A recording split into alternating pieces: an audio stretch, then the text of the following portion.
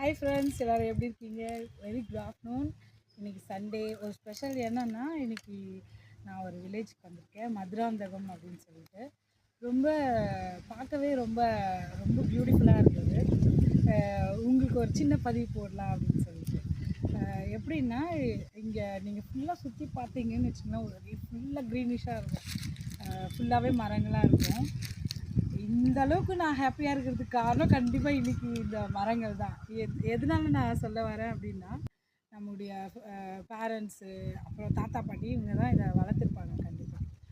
அவங்க அந்த விதையை போட்டதால தான் இன்றைக்கி நம்ம என்ன பண்ணுறோன்னா, ஒரு ஹாப்பியாக ஒரு வெயில் வந்ததுன்னா போய் ஒரு நிழலில் நிற்கிறோம்.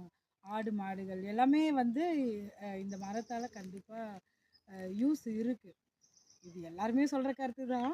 எதனால நான் சொல்ல வரேன்னா, இதுக்கப்புறம் வர ஜென்ரேஷனில் நாமும் நிறைய இடங்களில் மரம் வந்து நாமும் நம்மளுடைய பிள்ளைங்களுக்கு வந்து மரம் வளர்க்க கண்டிப்பாக சொல்லி கொடுக்கணும். நிறைய ஸ்கூல்ஸில் பண்ணுறாங்க, நிறைய காலேஜில் பண்ணுறாங்க, ஏன் நிறைய ஐடி ஆஃபீஸ்லேயும் நிறைய இடத்துலலாம் மரங்களை கண்டிப்பாக வந்து வளர்க்கணும்னு சொல்லிகிட்ருக்காங்க.